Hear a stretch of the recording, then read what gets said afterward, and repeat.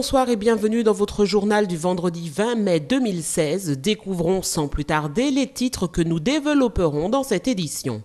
Les difficultés continuent pour la SICA des maraîchers de Martinique.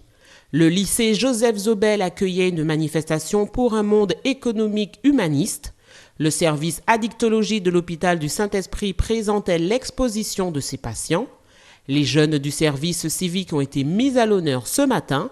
Les jeunes élèves du collège Fernand Donatien ont été sensibilisés à la protection des animaux et une soixantaine de scolaires ont reçu leur certificat de sauveteur. Énième rebondissement dans le conflit qui oppose la SICA des maraîchers de Martinique et les héritiers de Lassa-Larinty-Soudon concernant le terrain sur lequel est implanté le regroupement d'agriculteurs. Aujourd'hui, c'est au tribunal de Fort-de-France que la présidente avait rendez-vous pour rétablir la fourniture d'électricité pour lui permettre d'assurer son activité. J'attends que la justice soit faite et rétablie parce que je pense qu'on est dans un pays de droit et qu'il y a une justice qui est faite pour nous, pas pour les bêtes, pas pour les animaux. Alors je crois que s'ils sont dans leurs droits, ils n'ont qu'à m'emmener à la justice et ne pas faire des trucs sauvages. Parce que c'est de l'acharnement sauvage, c'est de la méchanceté gratuite qui se fait actuellement sur le site. Et là, je ne peux pas tolérer là parce que c'est la petite paysannerie qui travaille chez moi, qui travaille à la SICA, pas chez moi, mais qui a la structure. C'est une structure qui est composée de petits producteurs, de maraîchers. Et je trouve injuste ce qui se passe en ce moment en Martinique. Et c'est dommage que les Martiniquais ne se lèvent pas parce que ça fait 8 mois que nous souffrons de cette situation. Et là, il en est temps. Il faut que ça cesse parce qu'il y a quand même 10 emplois à la clé. Il y a quand même 200 producteurs. 200 producteurs, c'est 200 familles multipliées par un nombre de personnes derrière. Parce qu'ils ont aussi du personnel. Et ils travaillent dans l'inquiétude. Ça ne peut pas durer ainsi. On n'est pas en sécurité sur le site, puisque nous avons eu aussi, toutes nos serrures ont été, il y a eu de la colle partout. On ne pouvait pas entrer pour travailler. Il y a plein de choses qui se passent. Et on n'est pas en sécurité. Et jusqu'à maintenant, nous avons un barrage qui est sur là, qui dure depuis quelques années, avec risque de maladie, parce que l'environnement même, on protège beaucoup l'environnement. Et je trouve que vraiment que les politiques ne se lèvent pas pour voir ce qui se passe. Et je crois aujourd'hui, on est arrivé à un stade de saturation et c'en est assez. Depuis 8 mois, ce conflit s'enlise. Les partis campent sur leur position et la résolution ne semble pas proche. Je veux vous conforter dans l'idée que le temps presse. La Terre nous est comptée. La science spatiale nous a renseigné. La planète n'est pas infinie. Elle a des limites et des fragilités.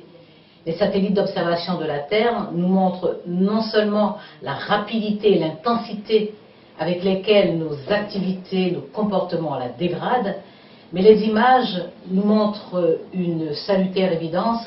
Nous sommes solidaires sur l'ensemble de la Terre. Voilà un extrait du discours de Madame Christiane Taubira diffusé ce matin à l'occasion d'une manifestation pour un monde écologique et humaniste organisée par les élèves et les enseignants du lycée Joseph Zobel. Comment ce projet a pris forme ? La maîtresse de cérémonie, Livia Larmaya, élève de Terminale L, nous en dit plus. À l'initiative du projet, il y avait les élèves de Terminale littéraire de l'année 2013-2014, donc il y a 2 ans, qui ont écrit un manifeste pour un monde écologique et humaniste, précisément contre les OGM et contre le brevetage du vivant. Et on a repris ce projet aujourd'hui avec une manifestation afin de mieux faire connaître leur travail. Nous avons rencontré Marlène Paris, professeure de philosophie. Cette manifestation a été pensée, élaborée, ça fait déjà 2 ans et elle a été rendue effective par la nouvelle direction. Donc en fait c'est intéressant aussi de voir une passation efficace entre des personnels de direction. Il y a eu dans un premier temps Madame Mario qui a lancé le projet et qui n'a pas pu totalement l'accomplir, qu'il avait démarré, amorcé, et Monsieur Moulet qui avec son équipe a pris le relais et l'a invité pour arriver jusqu'au bout de la démarche et permettre au manifeste, maintenant parrainé par Madame Christiane Taubira, donc pour nous c'est très important. Pour l'ouverture sur la société civile, c'était très important d'avoir une marraine, on n'espérait même pas, mais on l'a eu, une marraine d'une telle rigueur. Nous sommes toujours dans le devoir de combattre, de résister des forces qui ne cherchent à réaliser que du profit personnel. Et notre actualité aujourd'hui, c'est la question écologique. Et malgré toutes les résistances, tous les mouvements politiques, tous les partis politiques sont obligés d'intégrer comme priorité la question de l'écologie. Parce que tout simplement, la planète que l'on va transmettre à Lilou, la petite Caroline le manifeste, doit être encore viable. Et pour l'instant, ce que nous faisons là ne rend pas cette planète viable. C'est pour cela qu'on a tenu à ce que ça soit cette petite fille de 3 ans qui donne le manifeste aux représentants de la société civile, associations, hommes politiques, représentants d'autres établissements qui vont se faire le relais de cette volonté d'entendre la voix du peuple. Parce que c'est aussi ça. La démocratie est un système merveilleux, magnifique et efficace, mais il a quelques lacunes parce que souvent les citoyens pensent qu'il suffit de se faire représenter pour que la citoyenneté soit totale. Or, la citoyenneté, c'est aussi un devoir d'action au quotidien. Donc c'est ce que nos élèves apprennent aussi dans les établissements. Le devoir d'être citoyen actif en plus de se faire représenter.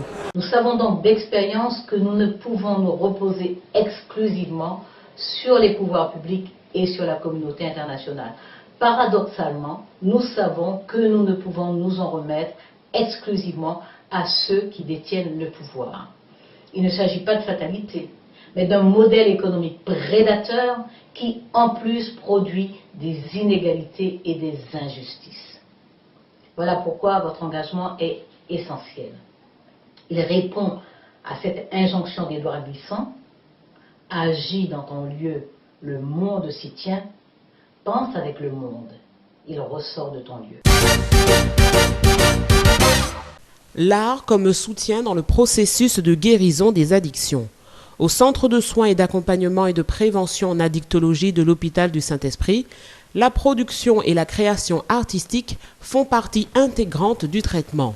Cette semaine, dans le cadre des commémorations du mois de mai, les patients, avec l'appui des aides médico-psychologiques, ont mis en place une exposition. Le projet thérapeutique, il est multidisciplinaire, il est pluridisciplinaire, parce qu'il y a bien sûr l'aspect médical, puisque l'aspect somatique, il faut restaurer tout ce qui est endommagé par les substances licites ou illicites. Il faut restaurer cet aspect organique. Il y a l'aspect psychologique, puisque nous avons des prises en charge psychologues, psychiatres quand c'est nécessaire, nous avons des psychothérapies, nous avons des réunions de groupe, et il y a l'aspect social, et autour de tout ça, il y a aussi l'aspect socioculturel, et qui doit permettre à chacun de s'exprimer selon ce qu'il a appris, ce qu'il a appris depuis son enfance. Et c'est là que nous préparons en fait la réautonomisation du patient, puisque quand on parle de soins de suite et de réadaptation, la réadaptation c'est ça, la réadaptation c'est la possibilité de pouvoir revenir dans son milieu naturel, mais avec des outils, avec plus d'outils, et de s'approprier les outils et de faire en sorte qu'on soit mieux avec ces outils. Vous voyez ? Donc tout ça participe d'un projet thérapeutique qui est en synergie. Nous travaillons tous en synergie. Vous voyez ? Au niveau du travail, la méthodologie de travail, c'était vraiment assidu tous les jours. On a fait au moins 3 heures ou 4 heures par journée avec des coupures pour aller manger et retourner. Donc ils se sont impliqués, ils ont fait des recherches au niveau de tout ce qui est les images, les fresques, tout ça. Au départ, ce n'était pas prévu d'être médiatisé, donc on faisait un petit travail tranquille. Et quand on nous a proposé de médiatiser, alors là, ils se sont vraiment impliqués. On sera en retard, il faut faire vite, il faut faire ça, ils voulaient tout bien faire. Donc il y avait de la pression, c'est sûr. Au niveau de l'image, ils voulaient donner une bonne image, voilà. Mais finalement, après, ils ont apprécié. Quand ils ont vu à la télé, tout ça, ils ont apprécié, ils ont été satisfaits sur tout ça. Et ça les a vraiment libérés en quelque part.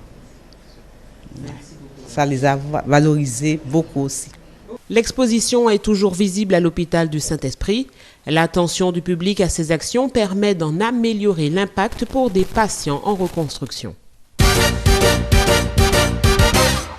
Visant à valoriser leur engagement auprès de la société, Fabrice Rigoulet-Rose, préfet de la Martinique, a organisé le premier rassemblement des volontaires du service civique en préfecture en présence de 60 jeunes et de tuteurs qui ont témoigné de leur expérience. Chantal Dardanus-Saïz, responsable du pôle jeunesse politique de la ville et vie associative, nous donne l'objectif de l'engagement des services civiques et nous en dit un peu plus sur l'accueil de volontaires. Un jeune qui s'engage en service civique, l'objectif c'est de lui permettre de pouvoir déjà acquérir, donc faire une mission, acquérir des compétences, être dans une structure qui va l'aider à pouvoir définir un projet professionnel, l'aider aussi à pouvoir refaire le point, parce que parfois les jeunes ne savent pas trop ce qu'ils veulent faire, n'ont pas de projet, donc ça va l'aider à faire tout ça. Déjà, il faut que c'est le jeune qui va sur le site, parce que nous avons un site, donc le jeune recherche la mission qui semble lui correspondre, et une fois qu'il a choisi cette mission, il prend contact avec la structure. Donc parfois il y a des entretiens, comme des entretiens d'embauche, parce qu'on a besoin aussi parfois de profils précis. Et une fois que ce jeune a été pris dans la structure, il y a justement ce tuteur qui va l'accompagner pour participer à la mission, mais aussi être en formation, puisqu'il y a des formations qui sont prévues comme le PSC1, comme des journées citoyennes et civiques, et aussi d'autres formations en fonction de l'objet de la mission. Donc tout à l'heure, on a vu les jeunes qui travaillent autour de la santé, ils ont eu des formations avec l'ARS, parce qu'on ne voit pas non plus des jeunes comme ça faire des missions si on ne les accompagne pas.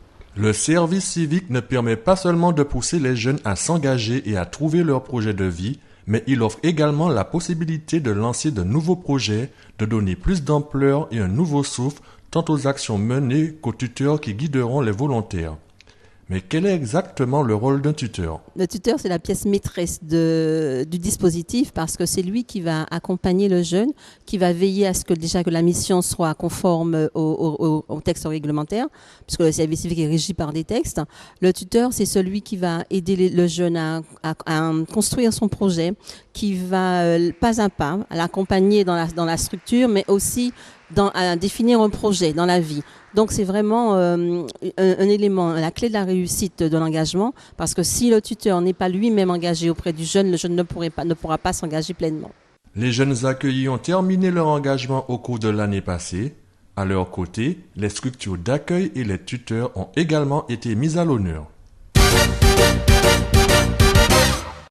Les élèves du club des bâtisseurs du collège Fernand Donatien de Dillon menaient ce vendredi à l'école primaire Victor-Lyon une action de sensibilisation sur les animaux domestiques. Le club des bâtisseurs est un programme initié par le club Kiwanis International. Les membres du club des bâtisseurs du collège Fernand Donatien ont monté un projet sur les animaux, comment traiter son animal, comment l'éduquer, comment le soigner. Donc ils ont travaillé au niveau de leur club avec la SPA qui est venue à plusieurs réunions pour leur montrer des images, leur expliquer comment les choses se passaient, et ils ont voulu rapporter ces informations à l'école primaire Victor-Lyon. Après une aide apportée à la Dominique suite à la tempête tropicale Erika, les jeunes collégiens ont souhaité s'intéresser à la cause des animaux domestiques. Il nous est venu à l'idée de sensibiliser les jeunes du CM2 à la maltraitance faite aux animaux. J'ai un animal chez moi, je m'occupe très bien de lui, et quand je vois tous qu'il y a plein de chiens errants dans la rue qui ne sont sans maître et qui des fois attaquent des gens, ça me rend triste. Donc je veux faire quelque chose pour qu'il n'y ait pas plus d'agressions faites aux gens. Pour cette action, le pôle animalerie de la Martinique a mis à disposition des collégiens le Animobus. L'équipe d'animation a formé les élèves à cette prévention. Nous avons effectivement une mission de fourrière, également une mission de refuge, mais nous avons également une mission très importante de prévention et de sensibilisation. Donc avec les Animobus, nous parcourons la Martinique à travers les différentes écoles pour justement porter ces messages. Notre volonté, c'était de construire justement la culture justement des animaux aux jeunes pour que demain nous ayons moins d'abandon manifeste sur les rues ou dans les endroits publics. Le Animobus continuera sa route en allant toujours porter ses messages au plus près des citoyens et des scolaires. Ce matin, 68 élèves de CM2 des écoles de Constant Eudaric et de Baie Tourelle à Hébé qui ont suivi la formation Tissot-Opten Martinique ont reçu leur attestation et certificat PSC1 Premier secours civique de niveau 1. Les enfants ont été très réceptifs. Il est vrai que ce sont des enfants qui sont de CM2, donc qui ont entre 10 et 11 ans. La réglementation nous permet de les former à partir de 10 ans. Donc ce sont des enfants effectivement qui ont montré un intérêt certain et beaucoup de sérieux et beaucoup de curiosité à découvrir les gestes de premier secours et beaucoup d'applications surtout. C'est ça qui a étonné beaucoup les formateurs. On s'est rendu compte qu'on avait affaire à un public qui était demandeur de ce type de formation.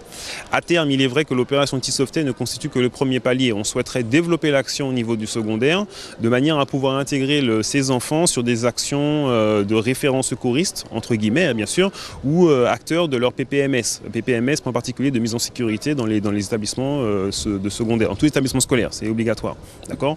Donc on souhaiterait voir de quelle manière on pourrait intégrer ces enfants de manière à ce qu'ils puissent constituer des référents sécurité et aider l'encadrement pour combattre d'une part les actes d'incivilité, à savoir la dégradation sur les extincteurs, les déclenchements intempestifs d'alarmes de sécurité incendie, etc. Et à côté de ça, qu'ils soient aussi des relais pour, donc comme je disais, pour le secours et aider les adultes quand ils doivent intervenir. Bien sûr, ces enfants n'interviendront jamais tout seuls avec des adultes, mais on souhaiterait qu'ils soient responsabilisés pour aider au maximum et accompagner l'encadrement de l'établissement dans ses actions. Ça m'a beaucoup ému. Parce que j'ai vu des jeunes pompiers qui ont encadré des enfants avec à la fois un professionnalisme qu'on connaît chez les pompiers, mais aussi de l'empathie, de la sympathie, une vraie volonté de transmettre le savoir du jeune pompier à l'enfant. Et du côté des enfants, j'ai ressenti une vraie volonté d'assumer si demain matin il y a un baïkar fait de Bocaï. Et puis il y a un premier geste à faire. Quand on a 10 ans, 12 ans, on peut faire ce premier geste-là, c'est très important. Nous avons appris à pouvoir sauver des vies et aussi à aider les gens blessés. Grâce à cette formation, si un jour il y a quelqu'un de ma famille ou du voisinage qui ne va pas bien ou qui est blessé, je pourrais le secourir. Alors le RCP, c'est un cycle, ça veut dire réanimation cardio-pulmonaire. Quand la personne est consciente, elle ne respire pas. Pour l'adulte, on fait 5 insufflations et 30 compressions. Et pour le nourrisson, c'est 5 insufflations et 5 compressions. Ceux qui n'ont pas eu de diplôme, ce n'est pas un souci. Vous aurez peut-être un dans quelques années, mais ne lâchez rien.